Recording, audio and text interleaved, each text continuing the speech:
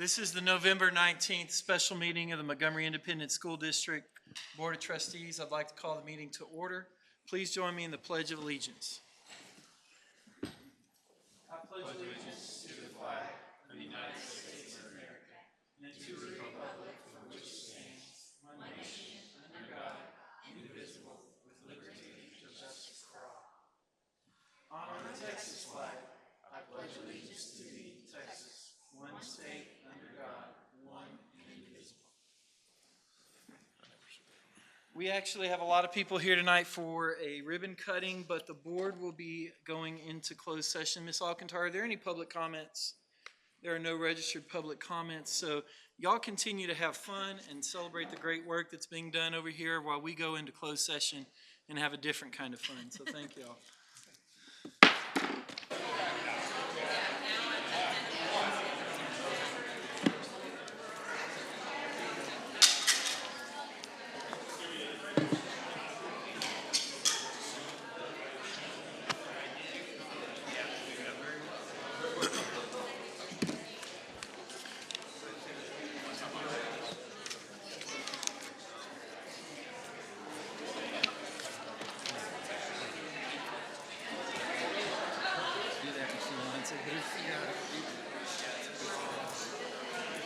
Thank you, ma'am.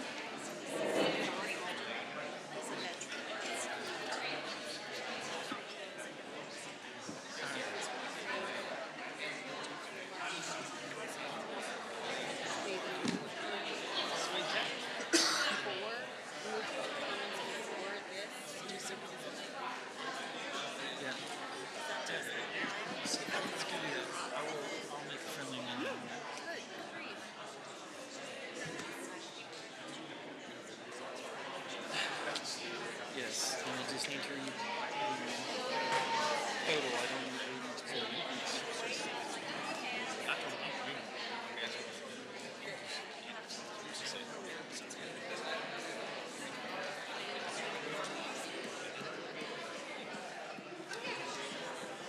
So I will just mention that each precinct is available on the website, the totals for the minutes, and I'll read just the totals. Just like creeping on that graduation.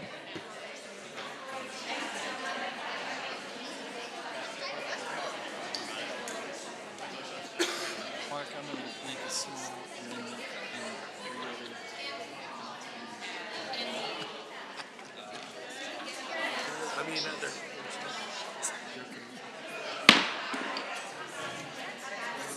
Ladies and gentlemen, thank you. The board is returning from closed session. There is no action items from closed session. We will adjourn the special meeting. The time is 6:02.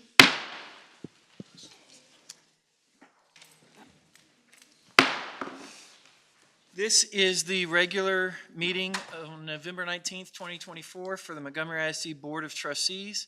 I'd like to call the meeting to order. Please join me in invocation, pledge of allegiance to the United States and Texas flag. Heavenly Father, we thank you for this community that values its education, its schools. Father, we ask that you bless all of our students, keep them safe, keep our teachers in your care. Father, I ask that you send a special blessing upon these men and women that have served on our board, our administration. As we come to the season of Thanksgiving, please know that our town is so thankful for all the blessings you've given to us and our schools. In your Son's holy name, amen. Amen.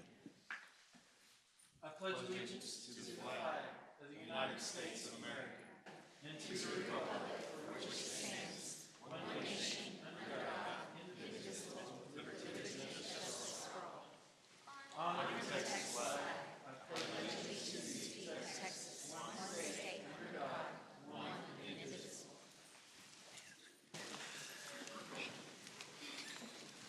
All right, ladies and gentlemen, thank you for joining us tonight. We have a packed house, and that's great to see.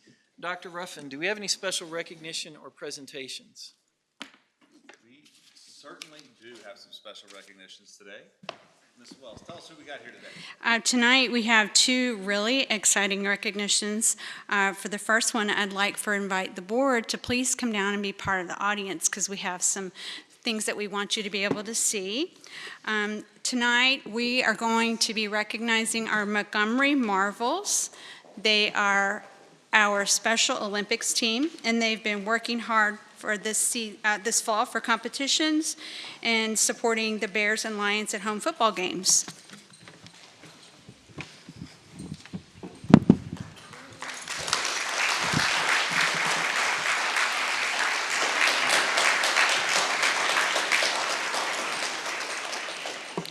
I want to introduce to you MISD employees Shara Phillips and Heather Bear, who are here to tell you a little bit more about the group.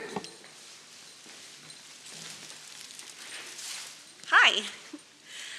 My name is Shara Phillips. I am the head of delegation for the Montgomery Marvels. I am also one of 2 coaches for the Montgomery Marvels. The Montgomery Marvels currently participate in 2 fall sports, bocce ball and cheerleading. We will also in the spring be participating in track and field, and as we are growing and thriving our program, we hope to continue to add more sports. The front runners are currently swimming and tennis, so we are really looking forward to being able to do those. But back to bocce. Beginning in August, 7 of our athletes would meet on a very hot Texas Tuesday afternoon and learn and practice bocce ball skills. The athletes were preparing for the September 28th Heart of Texas Bocce Ball Tournament in Huntsville, and also the October 19th Houston area Bocce Ball Tournament at the Kincaid School. In both tournaments, our athletes went against athletes from other delegations from the Houston area, and all came away with medals for their victories, and we are really proud of all their efforts that they put in during practice and games. Our 7 bocce ball athletes for the 2024 season are, they're not all here, but I'd like to announce their names. Caleb Cook, Blake Daltrey, who is here, Caleb Esty, Carter Paradise, who is with us tonight, Stephanie Puffer, Cameron Dufresne, and Dane Shiner, I'm so sorry. And added, Cameron and Dane also both had the honor of representing the Montgomery Marvels during the torch run at their respective tournaments, and Dane actually got to hold a real fire torch, and that was super, super exciting. And I'm going to let Heather tell y'all about our cheer. We switch. Good evening. I'm so glad to be here with you guys today. So as Coach Phillips said, I'm Heather Bear. I'm one of the other coaches.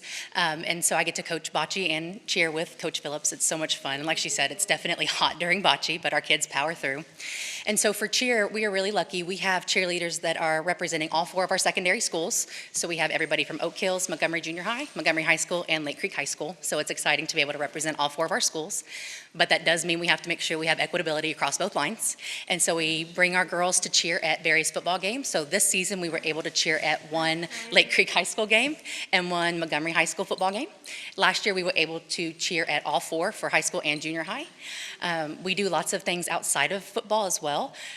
We make appearances like tonight. This year and last year, we will be at the downtown Montgomery Christmas Parade.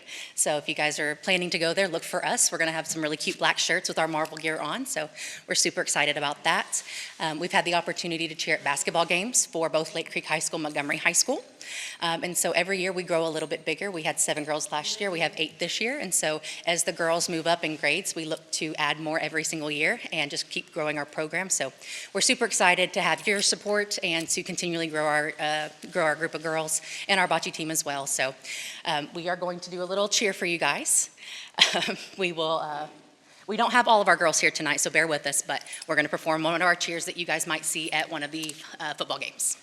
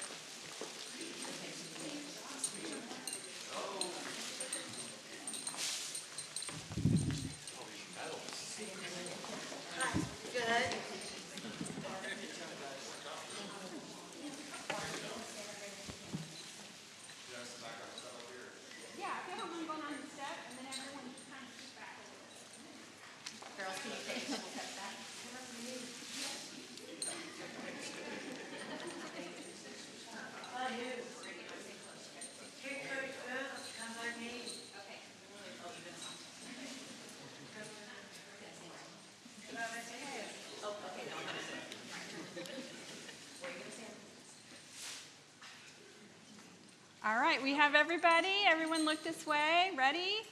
1, 2, 3. 1, 2, 3. Can you all give me a go purple, go navy really quick? Shake your pom-poms. Awesome. Yay! Thank you so much for coming.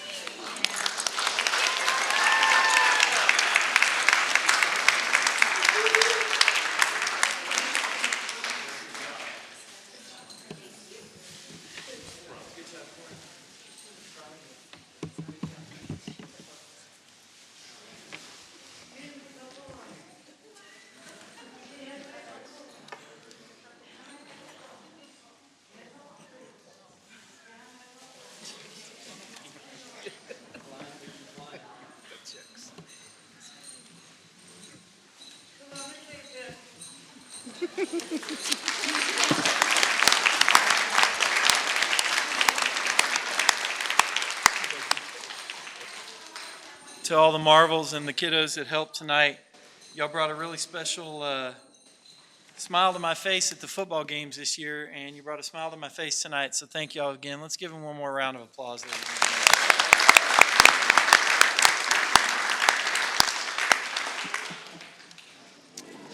Dr. Ruffin, are there other recognitions? Yes. tonight? We've got a packed house. Ms. Wells, I think Ms. Dyer is going to come up. For our next recognition tonight, we have Montgomery ISD Director of Community Services, Courtney Dyer, and she's here to introduce some special guests as we prepare to cut the ribbon on our Montgomery ISD Resource Center this evening. So Courtney?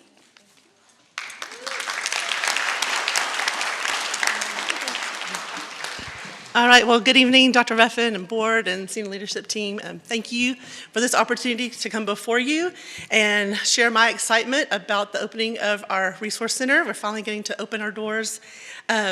Several years ago, when I was a counselor at Montgomery Elementary School, had the opportunity to visit a neighboring school district who had a resource center and always had wished for something like that maybe for our district. So fast forward years later, I guess about 1.5 years ago, when one of our wonderful partners, the Montgomery County Food Bank, reached out to me and said, hey, we have this opportunity to establish a resource center.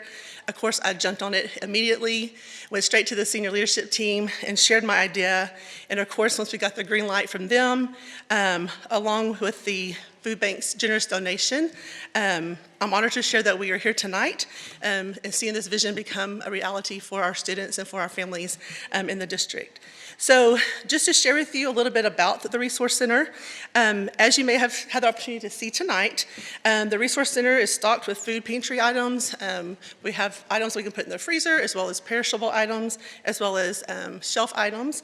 And then we also have some basic household items, as well as toiletries that parents and families can come and shop, as well as MIC employees. It's important to us to be able to serve all of those who help serve us. And so we wanted to make it accessible to MIC families who have students enrolled and also our MISD employees.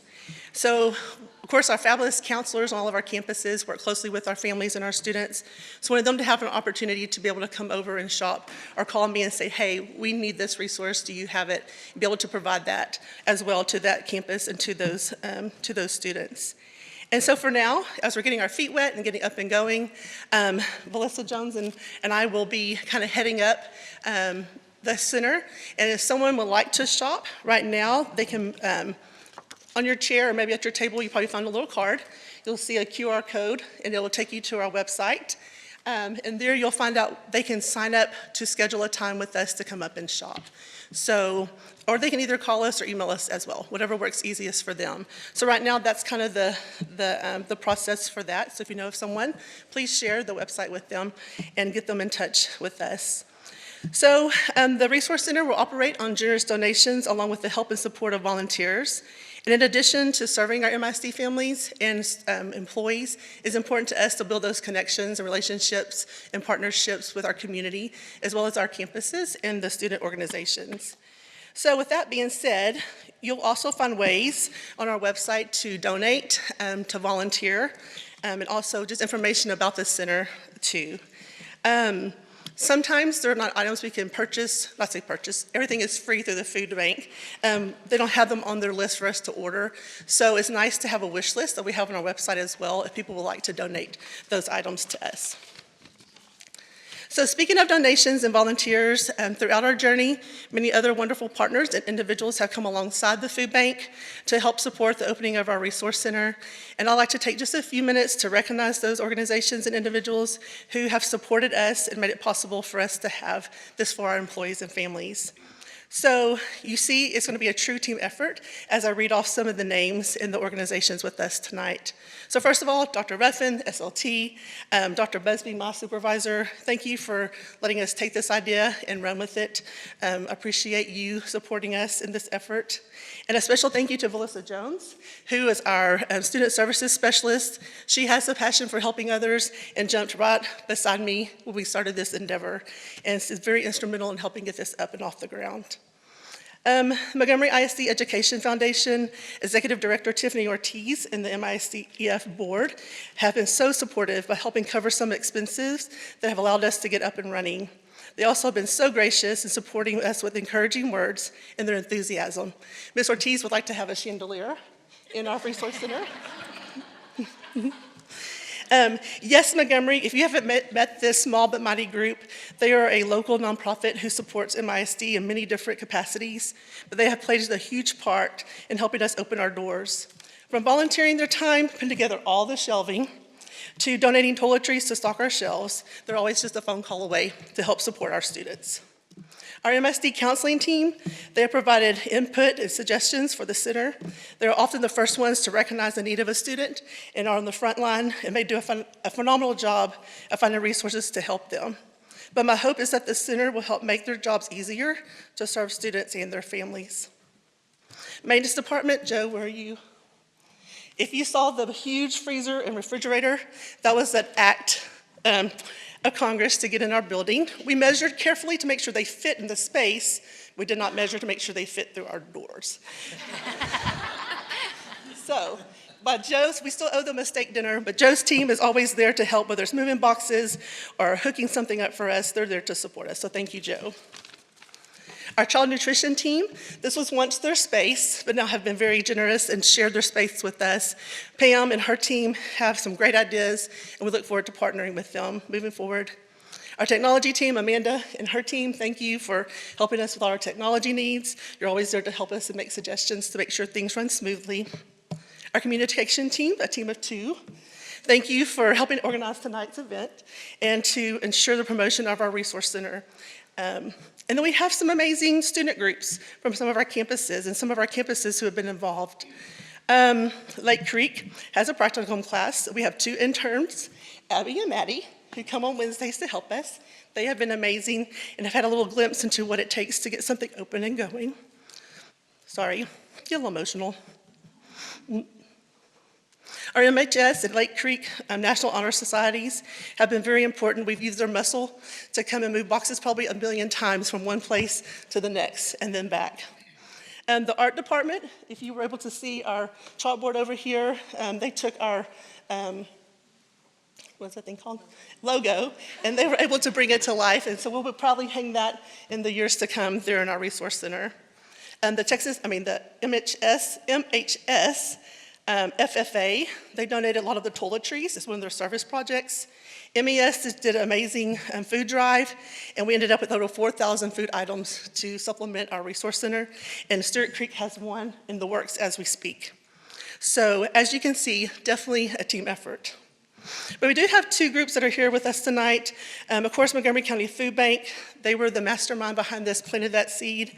And they also gifted us $10,000 to purchase the freezer and refrigerator. And so we have several of those members here with us. President and CEO Christine Marlowe, Director of Programs Joe Contreras, Programs Manager Rod Redmer, and Nutrition Educational Coordinator Amy Gentry. And President and CEO Christine Marlowe is going to come up and say a few words. Christine?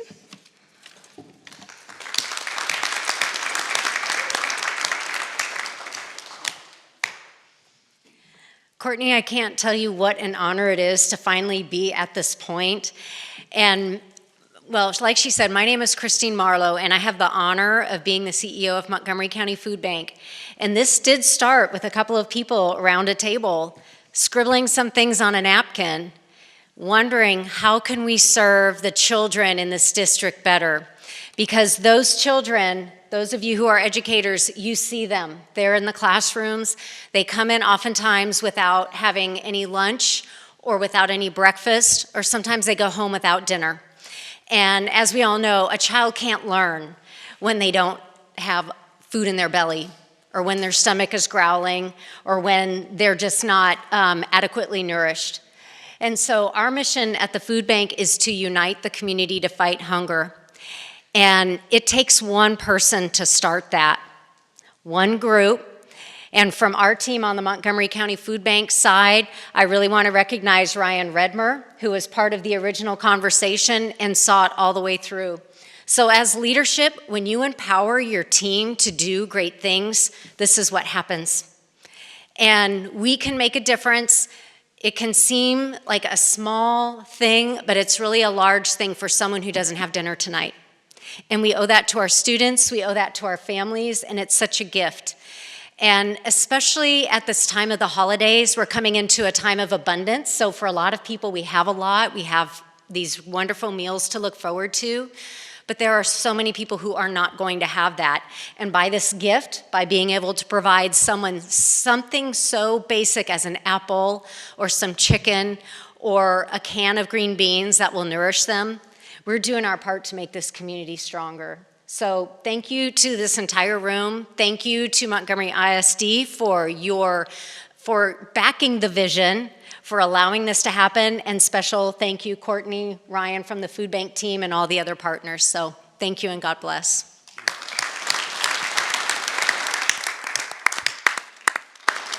Yes, thank you, Christine, and your team for, like I said, seeing us through and helping us get to where we are today.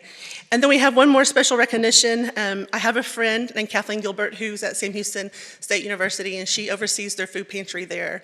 And so when I was reaching out to her to find out more about her pantry, she said, hey, I need to get you in contact with Emily with the American Heart Association, not realizing that they have an interest and have great resources to help with things like this. So they teamed up with us. They purchased some of our shelving, our organizational containers, and they also have a grant in the works to continue to able to help us fund some of the things that we need for this center. So tonight we have Lisa Finley, who is the development director for the American Heart Association Gulf Coast region, here to say a few words as well. Lisa?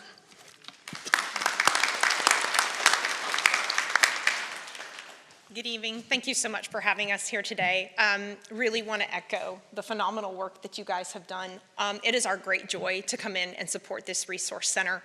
Christine and I were comparing statistics earlier to make sure your county, our county, Montgomery County, is at a food insecurity rate of 13%. And so pantries like these are so important to us. We complement the work that the food bank does here by coming in and helping supply items that are needed, but education. We applaud you for not only making sure that your families have food, but that your families have nutritious food to help with the growth and healthy, strong babies who can go to school and they can learn and they can live longer, healthier lives, which is our mission at the American Heart Association. We look forward to continually collaborating. I should also recognize Christy Gross, who lives up here. She is your Montgomery resident.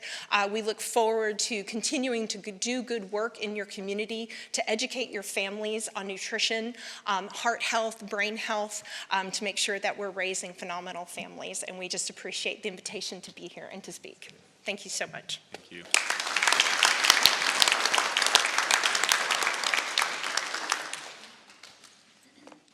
All right, just one more quick second before we wrap things up. Again, like I said, it's definitely a team effort, and one of the beauties in projects like this is that you cross paths with other people who are also passionate about the same things that you are. So again, like I said, thank you, all of you who've been a part of this. This is our resource center to help serve our community, and so we can't wait to cut the ribbon and make it official. So thank you. Absolutely. Thank you. Yeah. So before we head over and cut the ribbon, Ms. Dyer, I just want to say thank you.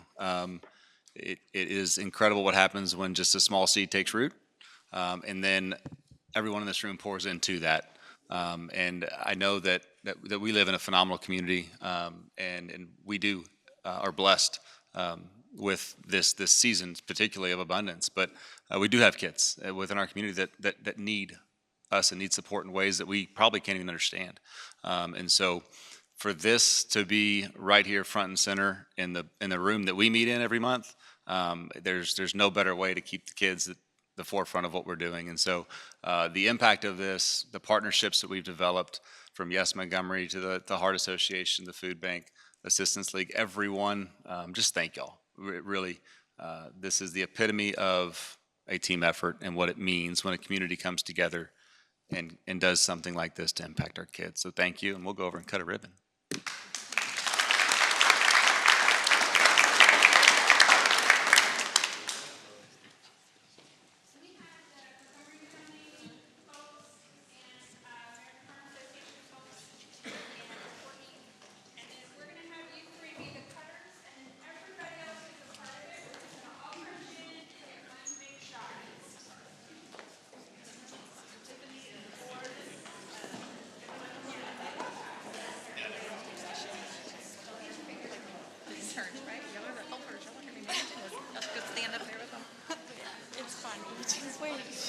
Yeah, we can just watch. Just watch.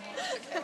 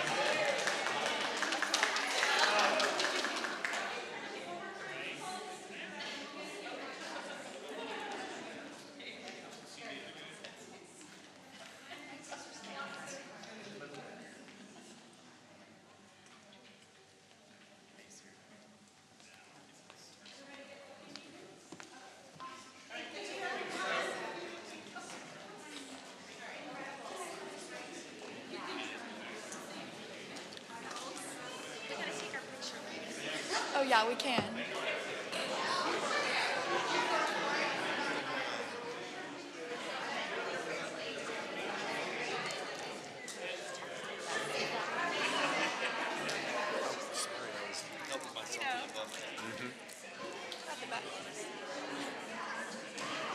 Water?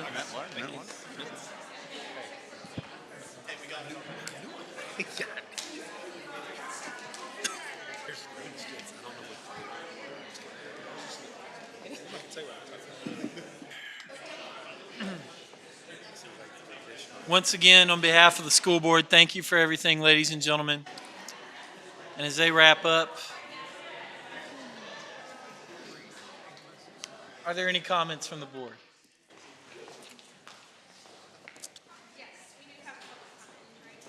We do have one public comment, yes, ma'am, but from the board.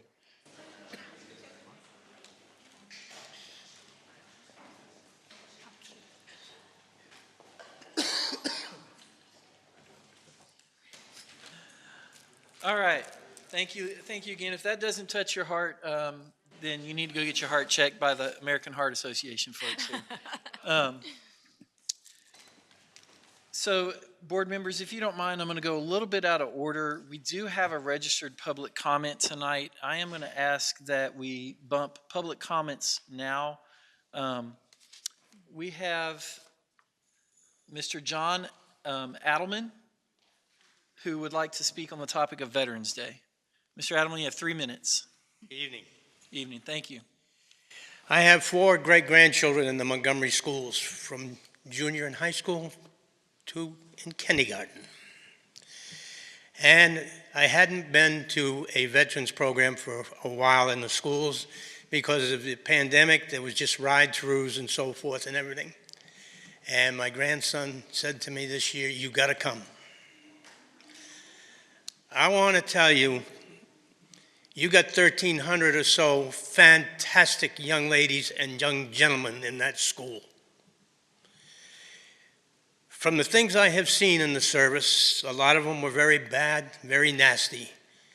But to walk in that walkway and have the kids there clapping for you and shaking your hands, and then walking into that gymnasium after eating breakfast was unreal. And all I have to say is, you've got some fantastic kids, and they really appreciated the veterans, and it brought tears to our eyes, believe it or not. And as I was saying earlier tonight and everything, I have only one complaint of the whole thing, and that is there's nobody there from the newspaper, and there was nobody there from TV. But have two children, young teen, rob a store or something, and you got newspaper people all over the place. And I think in the future years, maybe we should notify the newspaper and so forth and say we're having a program to show what the kids think of our veterans. And I want to say thank you very much. Mr. Adelman, thank you for your service and thank you for that public comment. Greatly appreciate it. And board members, I am going to depart with standard operating procedure and respond real briefly, if y'all don't mind, and say we do it right. And I'm so thankful that someone has recognized it. So thank you very much. We do Veterans Day right. And I'm very proud of the students. It's something that touches my heart every year. And I just want to say thank you for recognizing You're welcome. So. Thank you. All right.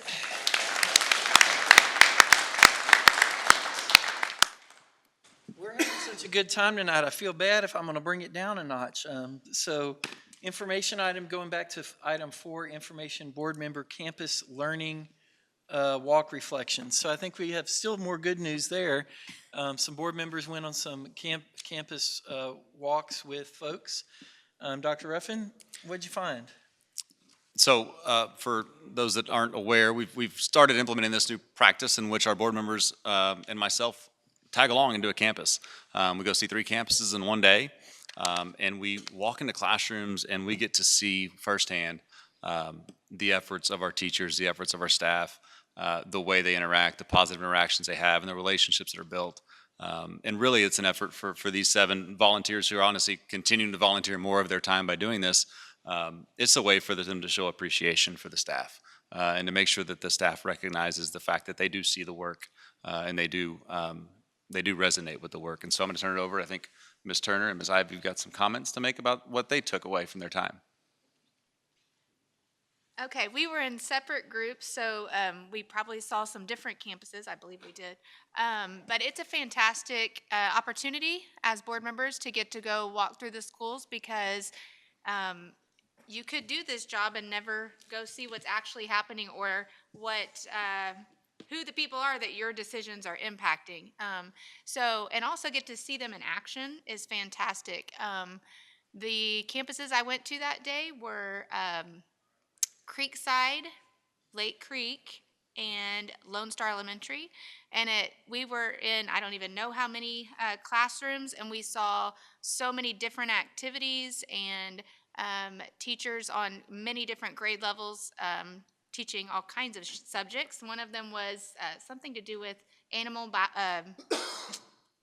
they had fish they were trying to keep alive in one of the high school classes. I can't think, marine biology, I don't know. I think it's aquatic science. Aquatic science, okay. Anyway, and then in the elementaries we went to, fabulous teaching. We saw 5th grade going from station to station around the room.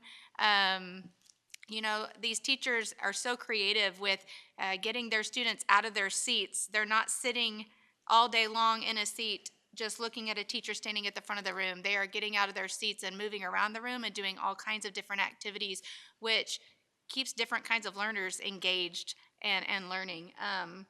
And so it was a fantastic opportunity.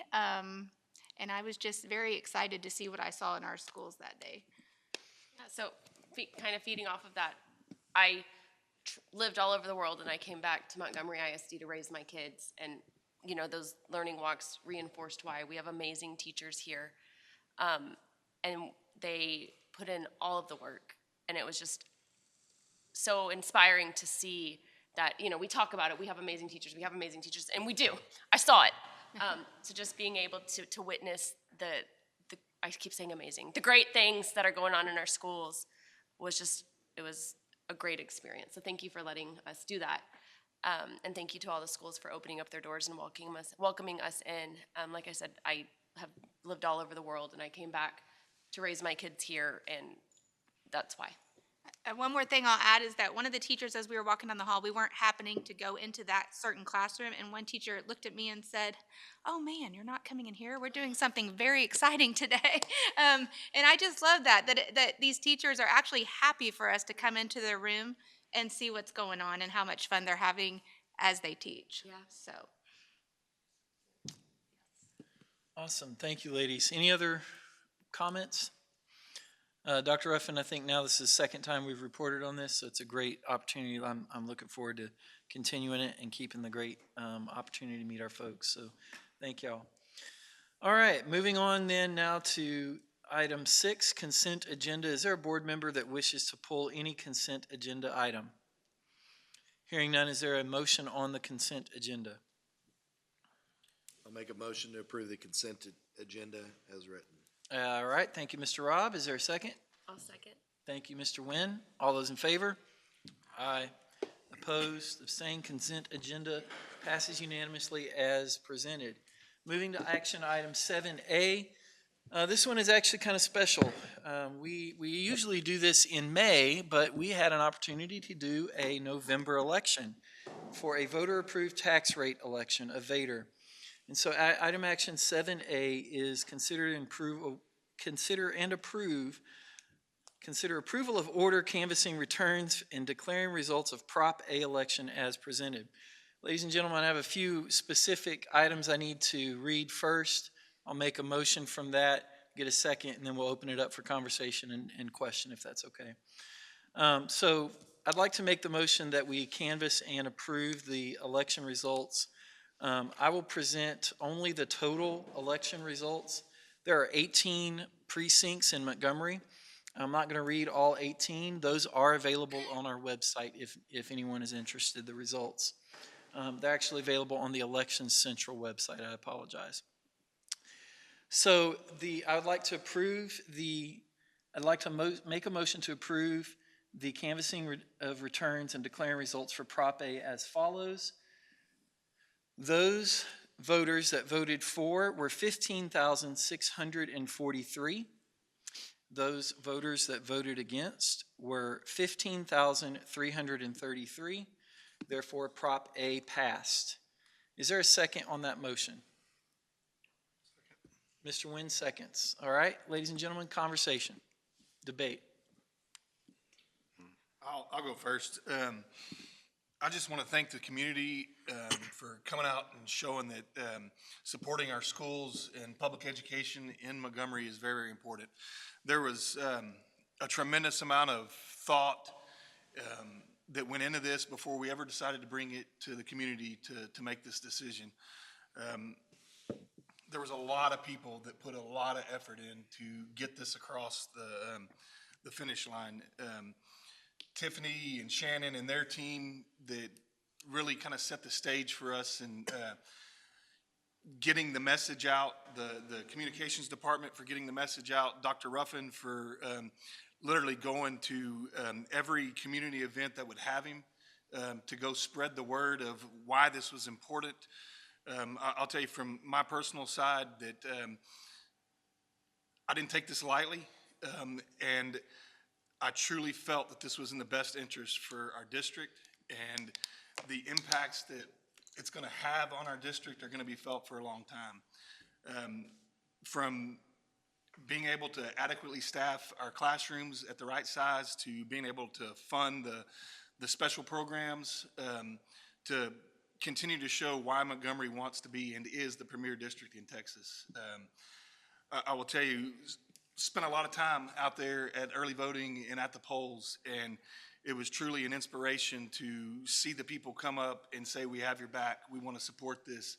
And just getting to mingle with everyone out there and get their opinion on why or why not this was the right thing to do.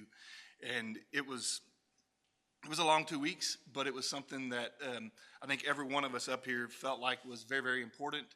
And I can't thank the community enough for all that they did, and we look forward to the future. I'll piggyback on what Mr. Wynn said. I spent a lot of time out at the polls with him. Also, with huge thank you to, I'll just repeat, Tiffany, Shannon, Nicole, and Tracy. They were out there almost every day with us for the 2 weeks of early voting, and then again for the election day. We were facing some significant challenges, and I just want to thank the community for supporting this and getting this passed. We're actually going to be able to continue to send our kids to playoff games, unlike some other districts in the Houston area that couldn't even afford to send their the band or dance teams to the district games, playoff games. So thank you for your support on Prop A. Other comments? Yeah, so I really enjoyed sitting out there during early voting and trying to change the mind of the naysayers. That was a lot of fun. But I think it's important to highlight something that really signifies the importance of Prop A. Our staff turned out at record high percentages to vote in this election. The ones closest to the work, the ones closest to the financial challenge, the ones closest to the impact and the need showed up to vote and helped to get Prop A passed. In an election season that was not friendly to school district elections across the state of Texas, the fact that Proposition A passed in this community is a testament to our schools, a testament to our staff, a testament to the value that our stakeholders see in the work being done right here in Montgomery ISD. We could not be more appreciative, we could not be more proud, we could not be more excited to live here in Montgomery ISD, and for the opportunity as board members to represent our stakeholders. Thank you. Yeah, just beating off of that again, just like the rest of the board has kind of said, on behalf of the 9,000 students in this district and the 1,200 employees here in Montgomery ISD, I'm so thankful for this community. Like I said, I came back here for a reason, and it really showed when they rallied around our employees and our kids to pass this. The future in Montgomery ISD is so bright right now because our community showed up for us, they stood up for us, they fought for us, and they voted for us. And it's just an amazing thing to live in this community, to know that they support our schools. And with them doing that for us, what we can promise is, a commitment to fiscal responsibility and transparency, because we will fight for y'all like y'all fought for us. And this is an amazing community, and it shows. So I'll just add to that I think that was my most exciting election night that we've ever had. We did have a watch party, and I pushed refresh about 1 million times waiting for those numbers to come in. It was so exciting. It was truly an historic moment for Montgomery ISD. We've been operating on significantly less revenue per student than districts that are all around the state of Texas. And we've not just been operating that way, but we've been succeeding with that is what we're looking at. And so this passing is a testament to our students, our staff, our parents, and the community. And as they've already said, we want to thank the volunteers, and there's just so many, for the time they spent making phone calls and sitting at the polls and texting friends and saying vote for Prop A. It was a team effort, and I was just so excited to be a part of it. I'm proud of our community. So I'll kind of just mention real briefly, joking with Ms. Turner and Mr. Dennison for a second. I have never participated in a November election before.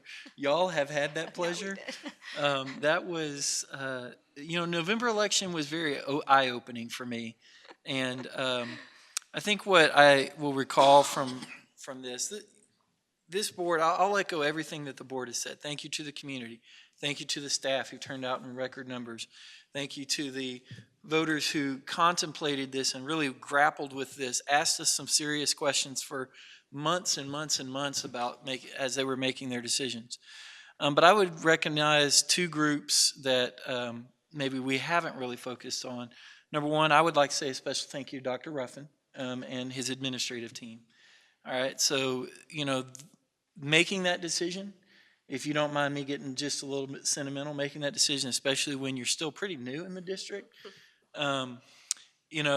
Ruffin, that shows just how much you were willing to go out and educate folks and talk to people about the need for this. The second group I'd like to recognize is this board. This is not an easy decision, ladies and gentlemen.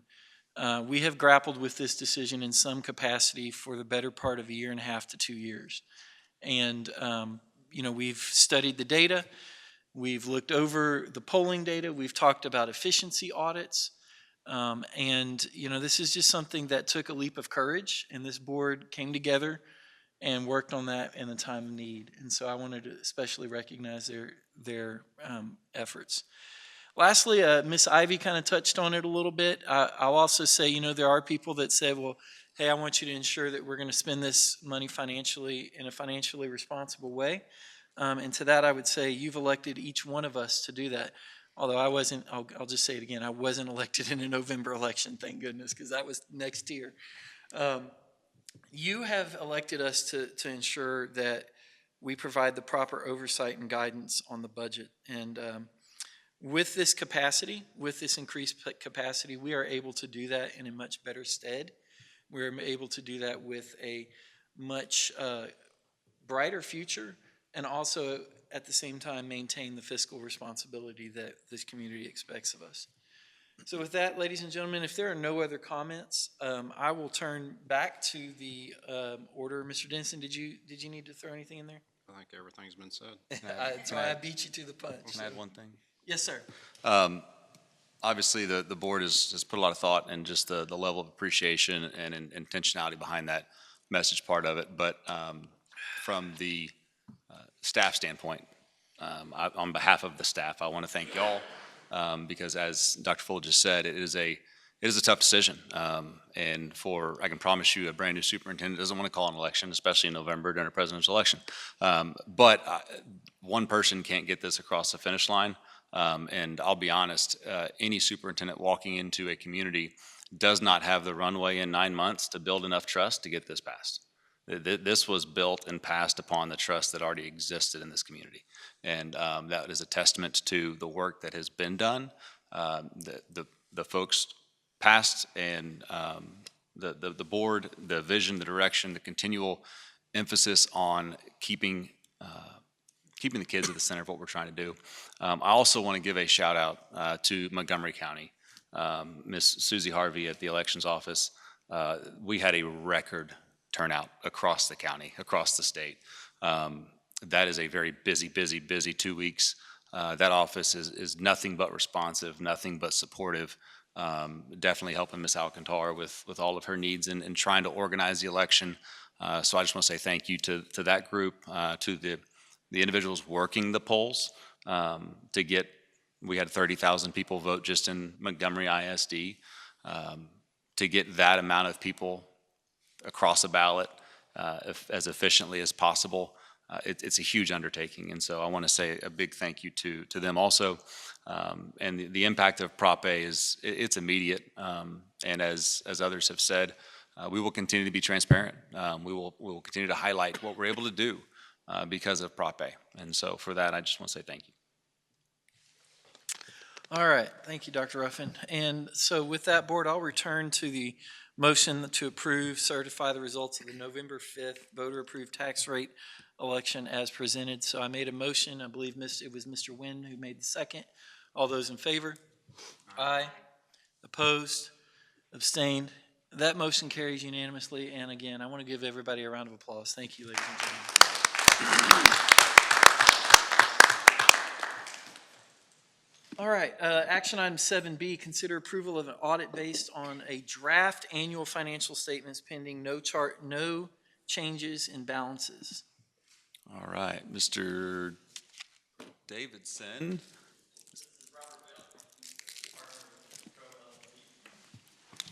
Thank you, sir, for being here. Good evening. Before getting into the audit report tonight and presenting the results, I just wanted to recognize all the hard work that went on behind the scenes to get you to this point. Obviously, the board put a lot of thought, effort, and blood, sweat, and tears in the budget process, getting the budget ready, and then management throughout the year, from the accounting clerks to the payroll clerks to people in procurement, people in grant management. A lot of work went on behind the scenes to get you to this point. And so I just want to recognize everybody's efforts to get you here. So this is a big milestone as we put it into this fiscal year. And then this document will be used in your upcoming bond credit rating agency process. So this will be an important milestone again in that process. Very pleased to announce we are issuing an unmodified opinion, which is the highest level of assurance we can provide to the board that all the disclosures required by generally accepted accounting principles have been included and the financial statements are materially correct. And that is exactly the type of opinion you'd want to have tonight. Additionally, because the district received over $750,000 in federal grants, you were required to undergo what is referred to as a single audit or a grant audit in accordance with the federal government's rules and regulations. And so we also performed that single audit on your behalf. And I'm also pleased to announce that that report was also an unmodified report and there was no findings in relationship to your grant programs. So again, that is great news to have. There is a tremendous amount of financial data within the report, and I'm not going to bore you with all the numbers, but if I could just point out one key page in the whole document, that's over on page 17. That's a statement of revenues, expenditures, and changes in fund balance for the year. Your general fund is presented in the far left-hand column, which is your primary operating fund. You had $89,915,000 in revenues for the year. Total expenses came in at $91,391,000. Gave you a net reduction for the year of $1,476,000. You began the year with a fund balance of $20,317,000, and you ended the year with a fund balance of $18,841,000. As you know, fund balance is the primary indicator of health for any governmental entity, and regardless of the size of the government, you can compare the total operating expenses to the fund balance to determine how many days of operation you have on hand, and that is a good benchmark to go by. And so 30 days would be considered to be good, 60 days would be even better, and right now the district is 76 days, so you're in a very good, strong fund balance position, even though it went slightly down this year. So going into the bond rating process, you're in a good, very good fund balance position. That concludes my remarks on your financial statements. I'm more than happy to entertain any questions you may have. Board members, questions for Mr. Belt? Mr. Belt, relative to other districts, I'm not asking you to name names or anything, but relative to other districts, pretty healthy situation for us is what it sounds like. Yes, sir. All right. All right, any questions? Then is there a motion? I'll make a motion to approve the audit based on draft annual financial statements pending no changes in balances as presented in the basic financial statements. All right, thank you, Mr. Cameron. Is there a second? I'll second. Thank you, Ms. Turner. All those in favor? Aye. Opposed? Abstain? That carries. Mr. Belt, thank you for being here tonight. Thank Safe you. travels home. Thank you. Action item 7C, consider approval of purchases over $50,000 for upgrades to Maidley Ranch with bond funds. Maidley Ranch Playgrounds. Good evening, Board of Trustees, Mr. President, Dr. Ruffin. Wanted to come to you tonight to ask for consideration for the upgrading of some playground equipment at Maidley Ranch Elementary. When I came into this district, you guys had already, the district had already gone through a process. Carrie and her team with some principals, some other people, interviewed several vendors for playgrounds and felt the best value and best choice for the district was used All Play. All Play was the one who's provided the playground upgrades at Stewart Creek, Lincoln, and Lone Star. Maidley Ranch is next up in that. It comes out of the comparability part of our bond funds. And given a general budget of around what this project came into, I wanted to give you a few pictures of what the upgrades are going to be. Madeley Ranch is a little bit of a unique situation. Is it on? There we go. That it's a little bit larger playground footprint. It has a few more things that have been added to it over the years. And with that, we didn't have a whole lot of opportunity to add new equipment, but we did have an opportunity through age and upgrading, add some things to that playground, replace it. So swing replacement, we added some shade structure to the swings. I'll go through some pictures here in a little bit. Pour and play rubber base. I can tell you from a maintenance standpoint, pour and play is a great option. First of all, fire ants. Second is once you pour it, it's good for 20 years, around 20 years. And so if you ever stood on it, it's like rubber base. It's kind of at the creek side. It's really great for maintenance purposes, and the kids, it provides a pretty safe place for them to, if they do fall. So we did that, and then replace existing equipment with new, and then remove old equipment. That's kind of the overview summary of this scope of this work. So here's some of the structures that are there. The new ones that are going to be added.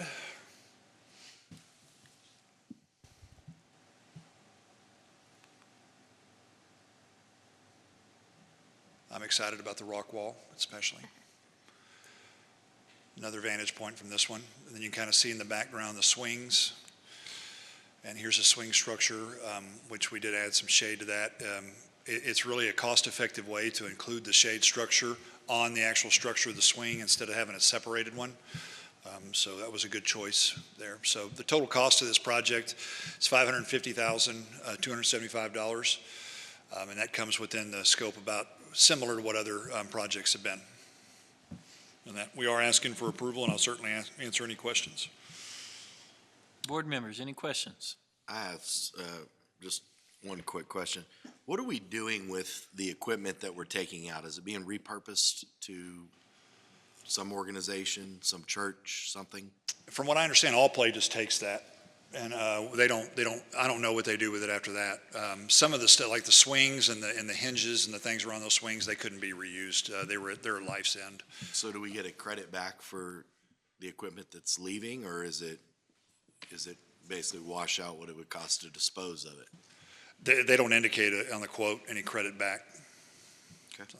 The equipment that they're removing has exceeded its lifetime, so most of it is damaged.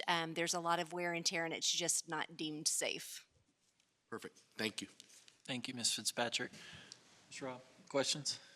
That's all I got. Anybody else? I got one.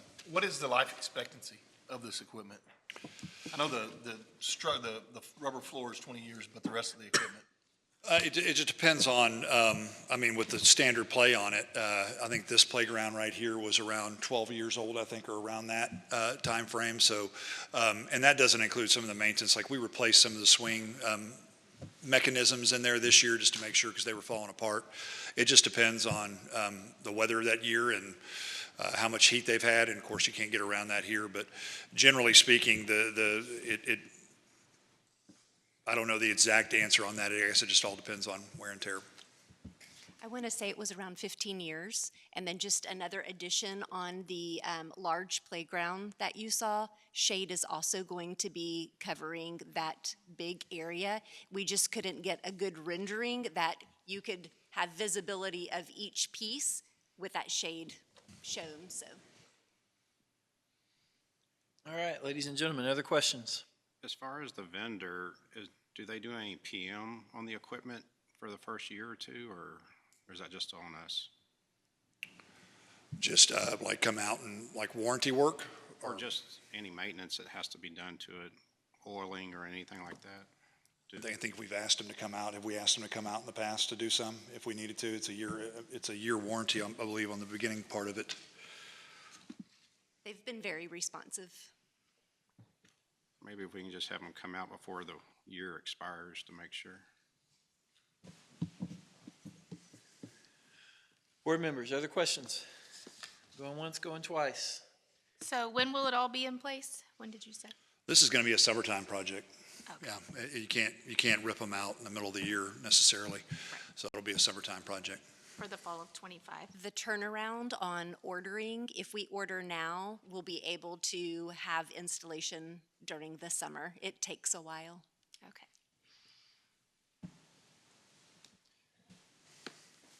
All right.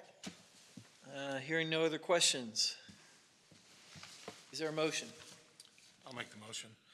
To consider approval of purchase over 50,000 for upgrades to Madeley Ranch playgrounds with bond funds as presented. Thank you, Mr. Nguyen. Is there a second? Ms. Ivy, thank you.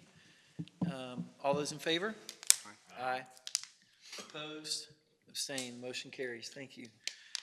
All right, moving forward to item 7D, consider approval of competitive sealed proposal for package E renovations with bond funds as presented. Brad, what you got? All right, so we have gone out for bid on this a couple of times. We used CMAR before, it was my understanding. We went out for a competitive seal proposal on this one. We had 6 bids come in, actually 6 bids come in on this, and 5 of them were complete and considered. So the bids were received on October 24th. Had a couple of meetings too, had some site visits with that. So the low bid, and I think in your packets, it does have the bid sheet in there. You can see the low bid came in from D1, Division 1. In this project specifically, Mr. Lynn, who was here before, we couldn't get a package put together for this to do all the work. So he did a job order contract to do the lighting and PA upgrades there. So this past summer, that work was done. That was pulled from this budget, and that was around $3 million, about $1 million per campus to do that. So we had a total construction cost budget for this, a little over $14 million. With this bid that came in, the low bid came in at $11,599. So we brought in, Huckabee, myself, and my team brought in Division 1, the low bid, to interview. One of the things that I want to know when we're hiring a contractor and we're committing taxpayer funds and my team's going to be working with them, I want to know who I'm dealing with, and I want to know what kind of relationship and a little bit to dig into how they're going to treat our relationship and kind of work as a team. So we asked them some pointed questions about that. We brought their team in. They brought their project manager, the owner, came as well. We asked questions about who the superintendents were going to be. I think it's a lot of what we do on the job, and several of you know this, it all depends on who your superintendent is. And so we asked who the superintendents were. We found out who was likely going to be placed on those jobs, and sometimes that changed. We did hear that a few of the superintendents, there's some people who work at Division 1 who live in this community, and they fight to want to work to come out here. They want to work in the school district, so they like working in their community. Found out who the potential project or supervisors or superintendents were going to be. Called PBK, they've worked with them quite a bit. Brandon Ross at PBK, visited with him about them. They had great experience, especially on renovations with them. That's kind of their bread and butter and where they got started. Called Cy-Fair, spoke to them, mentioned the actual superintendents that we had, and they all had a lot of great things to say about them. So that went a long way for us to determine not just the low bid, but also the best value for the district. We want to have something that's going to finish on time. They're going to be responsive. They're going to stay within their budget and even finish under budget, hopefully with all that said. So we feel good to recommend Division 1 for this bid and has the best value for the district. All right. Board members, any questions? When are we expecting this to start? We want to start, that was one of the questions that we talked to them about. We want to get started with some of the, especially exterior work, fencing, and some outside work that won't really impact the inside of the school, and some night work as well, because there's going to be a lot of panel installed. We did the lighting and the PAs over the summer, so that was a pretty dirty portion of it. But the majority, that's going to hopefully start around February, and that's all bonus to get that done ahead of time. But a majority of the dirty work is going to be done after school. So the painting, the mechanical work, all the bathrooms are getting redone, tile finishes. We just can't do that at night. It wouldn't be beneficial. So it's a 238-day schedule. All of them put that down as something that they could feel like they could get that done within that time frame. That'll put us before school. Excellent. Questions? All right, hearing none, is there a motion? I'll make a motion to approve the purchase as presented. Thank you, Mr. Dennison. Is there a second? I'll second. Thank you, Mr. Cameron. All those in favor? Aye. Opposed? Abstained? Motion carries. Thank you. All right. 7E, consider approval of some school buses with bond funds.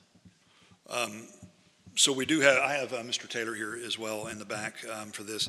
Mr. Taylor put together this quote and these bids for this, so he put a lot of work and effort into this, and as he knows, I ask a lot of questions related to this stuff, but we have around $2.7 million left, a little over 2.7, in the bus budget to purchase buses. Tonight, we're asking for 15 77-passenger buses and then 3 special ed buses. This will pretty much wrap up what we had budgeted for these new buses.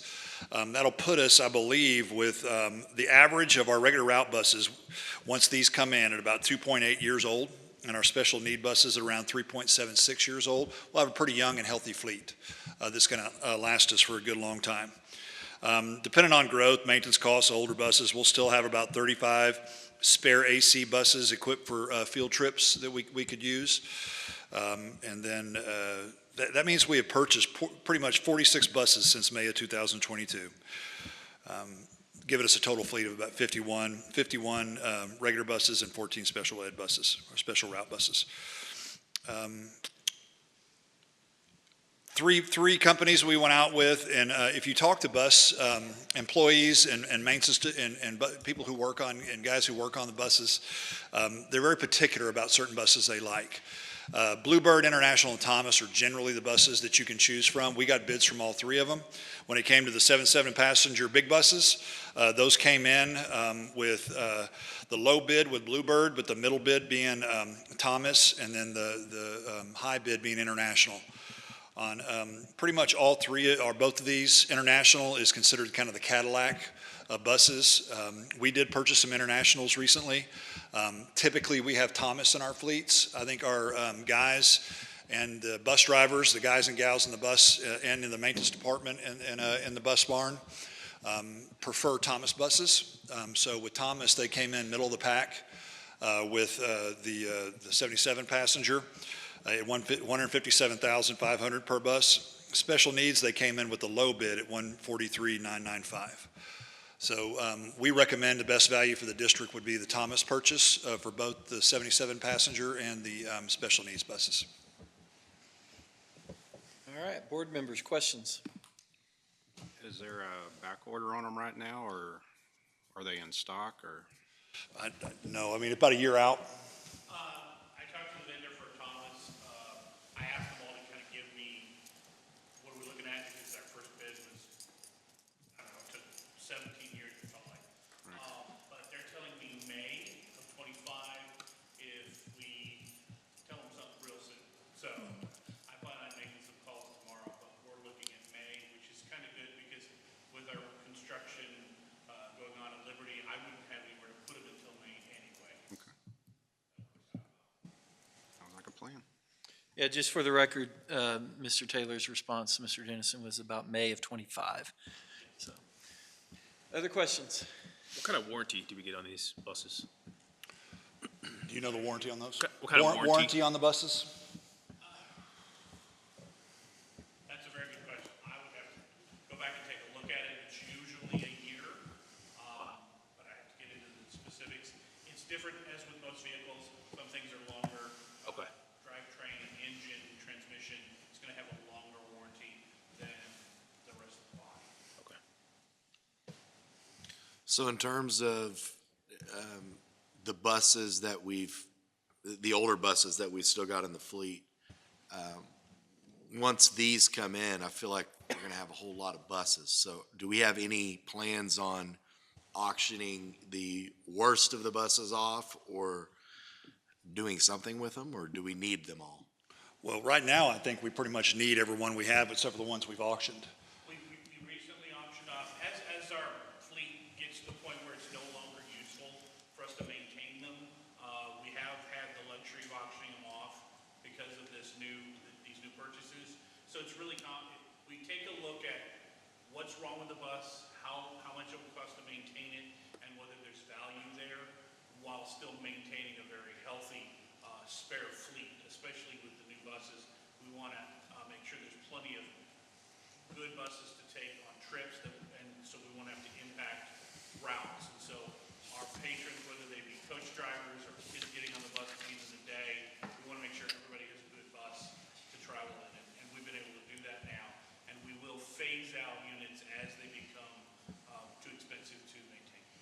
So with this last round of bus purchases, will that put us at 100% of our fleet is now air conditioned?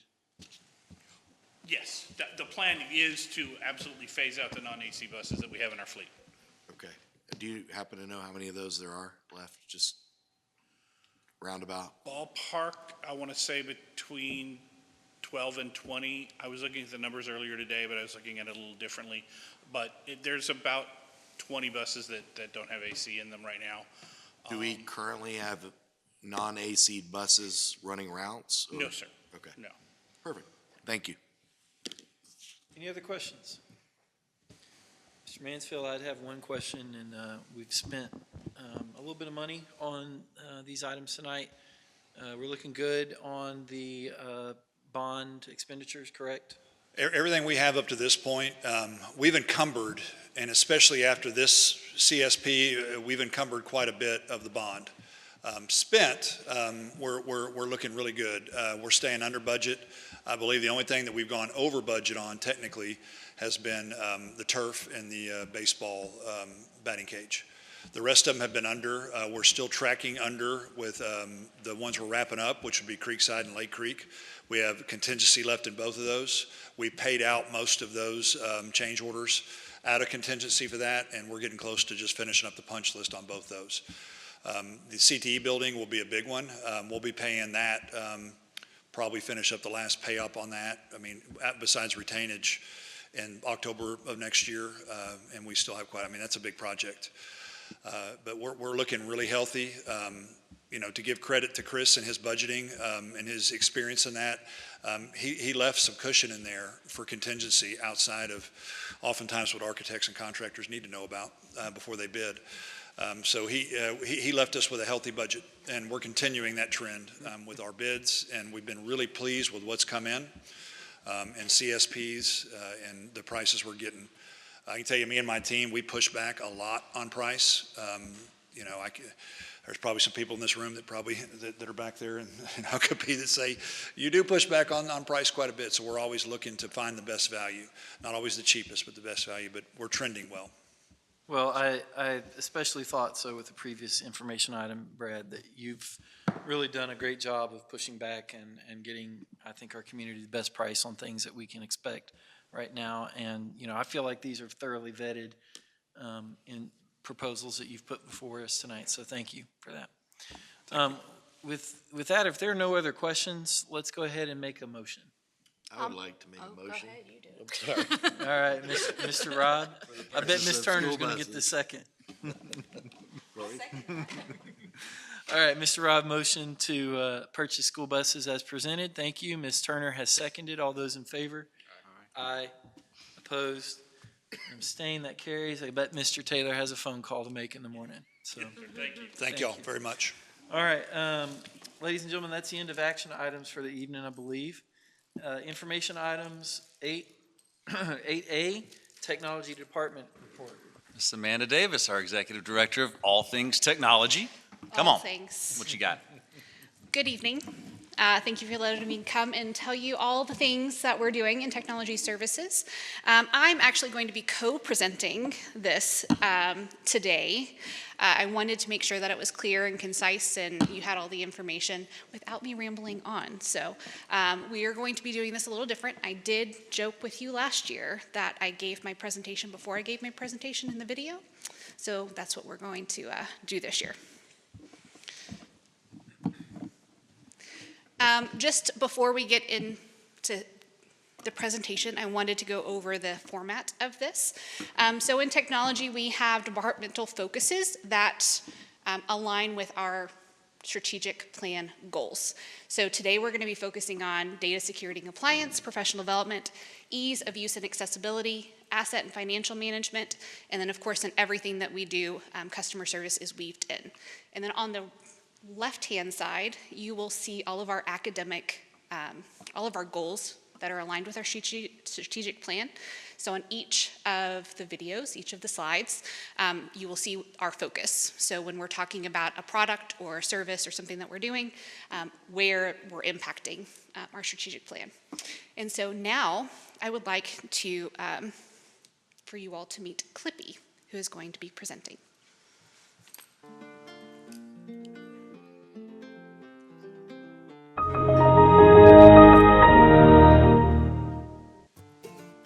Hi, I am Clippy. I will be your guide through Technology Services 2024 update. Let's begin by looking at data security and compliance. In fall 2024, Technology Services conducted a phishing campaign to see if users would give away their login information. 7 users did share their credentials, while only 12 users reported the email as phishing.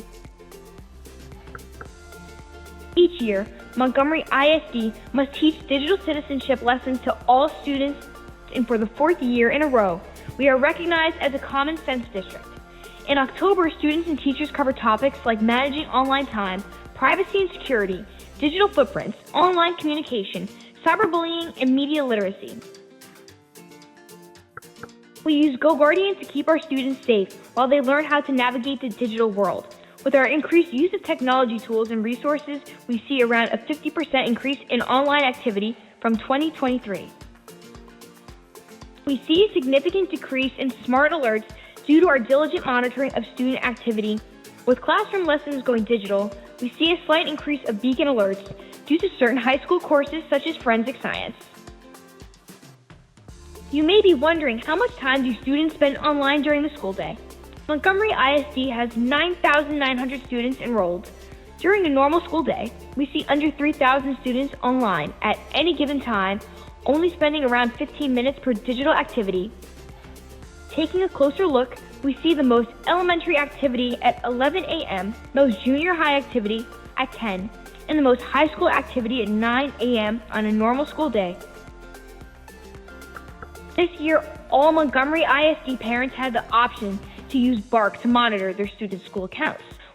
We have 66% of students being actively monitored by a parent or guardian during after-school hours, on weekends, and during the holidays. House Bill 18, or the SCOPE Act, went into effect on September 1st, 2024. SCOPE Act requires school districts to protect the use of student information from unfair trade practices. Montgomery ISD uses ClassLink Data Guard, Access for All Student Data Privacy, and GoGuardian. So now we're going to take a minute to pause. You had some worried faces up there. So this is your time to kind of look through our data. So our baseline fall credential harvest phishing campaign, we had 5.3% of our users that got compromised out of 132. 9% reported it as phishing, and so our goal is to have 50%. We did a wrap-up email on Monday letting our staff know that they were we will do another one in the spring to see what those results are. We are using about we are looking at about 26% of our students online during peak times.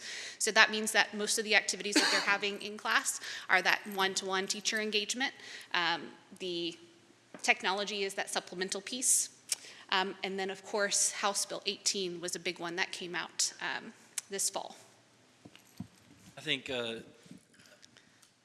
Ms. Davis, I think I'm really struck by the 66% of students being monitored by parents and guardians on BARC, and just shows again, our community's involved in their kids', education, their online presence. I also want to point out that the first time I met Clippy was on Windows 98, so I think that's very innovative, and very appreciative of the way you did that, so thank you. Sure. Good. Now let's take a look at professional development. We are right on track with our EdTech professional development plan with all students currently one-to-one with devices. We are getting ready for our final campuses to receive Samsung panels and front row training. This is our 3rd year with Canvas, and we are on track with all staff and students using Canvas as our only supported learning management system. Our teachers are getting more comfortable with Canvas every day.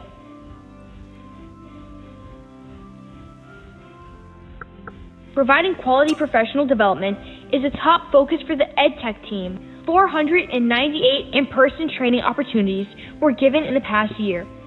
For staff who can't attend a training in person, we offer a wide variety of digital resources, virtual trainings, and quick how-to guides across multiple platforms to meet staff needs.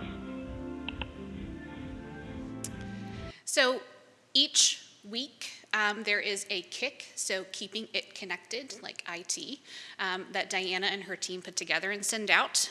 One's for elementary and one's for secondary on alternating weeks. And so we have about 68% of our teachers that are engaging with that on a regular basis. And so that's a big number. That's a lot of work for them to put in every week to make sure that that happens. And so the fact that 68% of people are engaging with that is good statistics for us. I was a little baffled about the 498. Like, I knew that we did a lot of PD, but that was quite a bit. A lot of that is due to her team going out. Even our most quiet person on her team goes out and helps with iPads and helps with training. So the fact that she can get her out of the office, you know, out of her comfort zone to go out and do some trainings is pretty remarkable on that one. And then we also introduced a revised EdTech Resources Hub this year. And so the active users is people that are constantly coming back. And so we have, 1,200 staff members, which means that our students and our parents are also getting into this. I love that y'all are using Canvas. As someone who teaches in in higher education, the fact that the kids are getting used to that platform and it's one that's like universally used at most universities is awesome. And that was a big reason why we chose it. Love that. Yeah. Next, we will explore ease of use and accessibility. Montgomery ISD is transitioning from local storage to cloud storage and will launch our new cloud-based hub in fall 2025. This will allow staff to access their digital files at any time from anywhere. This past spring, we launched an online brand kit with branding options for each campus and department. By offering these tools in one convenient location, we make it easy for staff to access up-to-date branding materials and templates. As we've moved into year 3 with Skyward Student and Business Information Suites, we continue to support over 25,000 users. Users access Skyward across multiple platforms. The data shows students are using their Chromebooks to check Skyward the most. From grades to attendance, staff, students, and guardians have the information they need at their fingertips. Montgomery ISD is in its 3rd year using Canvas as our learning management system. Last year, secondary staff were expected to use Canvas 3 times per grading period, but this year, most courses are seeing daily participation. This is the first year Canvas is fully implemented for elementary. The expectation is to upload student work once per unit, and engagement has been higher than expected. We use ClassLink as a single sign-on tool for students to access digital resources. As our technology use has increased, engagement has grown during school hours, after hours, and also on the weekends. Additionally, ClassLink helps us analyze subscription costs to make sure we are not purchasing too little or too much. So on this wrap up, I thought the biggest number for me was that 3,300 students are checking their grades daily. I mean, that's pretty big. And knowing my 4th grader that she goes in and checks her grades at night, it's kind of cute. And then our adoption rate for Canvas, and then that number for average cost per student. So when we buy licenses, I know that we price that out per student, but the fact that we're at $31 per student for our licensing cost was actually a pretty low number compared to what other districts purchase as far as software goes and hardware. So, questions? Board members, what questions? Can you just explain real quick, because I don't think I've ever quite understood, what is the difference or similarities between Canvas and ClassLink? So ClassLink is going to be single sign-on. It's a place for our kids to automatically go into their resources. Think of it like LastPass when Google stores your passwords. This is a location where we roster our kids and give them access to their resources without them having to remember multiple passwords to their systems. Canvas is our learning management system, and so that's where modules are built, assignments are given. They can have access to links that a teacher posts. They can take quizzes, they can take tests in there, and it's part of our grading system. All right. Lastly, we will take a look at asset and financial management. We use Incident IQ for ticketing and asset management. Staff, students, and families can submit tickets for access issues, hardware problems, and ask questions. Several departments use Incident IQ, including human resources for tracking onboarding, employee changes, and terminations. We aim to respond to each customer promptly, facilitate two-way communication with our technicians, and provide clear, informative updates during the resolution process. In technology services, we're nearing the finish line for updating technology to ensure all classrooms are future ready. This summer, we plan to complete upgrades at the remaining schools and assist with the new CTE and Ag Science Center. This past February, the board approved a security package to upgrade intrusion systems, add cameras, and enhance access control at all campuses for better safety for staff and students. These projects started in July 2024 and are expected to be completed by spring 2025. E-rate, provided by the Federal Communications Commission, offers discounted telecommunications and internet access to eligible schools. We have $1.2 million in our budget for eligible services and equipment. Montgomery ISD receives a 60% discount, meaning we only pay 40% of the costs. Our remaining budget will expire before the 2026 fiscal year. This year, Montgomery ISD plans to upgrade our district's firewall and network. So for this one, we had a tremendous amount of tickets that we closed, especially during the summer. I think that we, in the month of August, bypassed our yearly average last year of how many tickets were put in. And my team, all of them, they have about a 2-day response rate. So when all of those tickets were coming in, we're talking thousands of them, they were working them, responding to them, and closing them within 3 days. So that was a big number for us. And then our E-rate pieces, that'll be coming soon. We're going out for RFP through through USAC, and then we'll be coming to you for approval on purchasing firewall and networking equipment.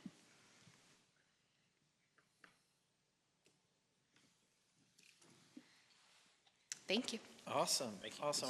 I was waiting for Clippy to jump up. No. Thank you, Amanda. Appreciate it. Great presentation, and greatly appreciate the time you put into getting it ready for us. So thank you. Item 8B, bond refunding results.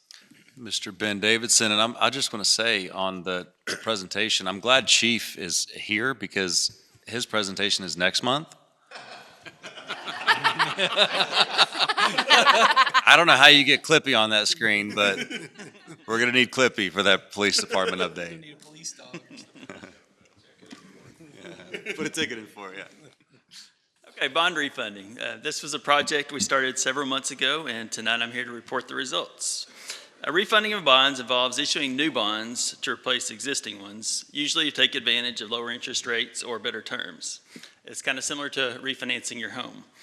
In this case, the district replaced the original bonds issued in 2015, which had an interest rate of 3.6%, with new bonds that had a lower rate of 2.9%. The savings from the refunding are calculated by comparing the total interest payments remaining for the original bonds with the total interest payments on the new bonds, and you get the difference for your savings. I'm pleased to announce that we saved $6.6 million in interest payments for our taxpayers over the remaining life of the bonds, so it was very successful. Anybody have any questions?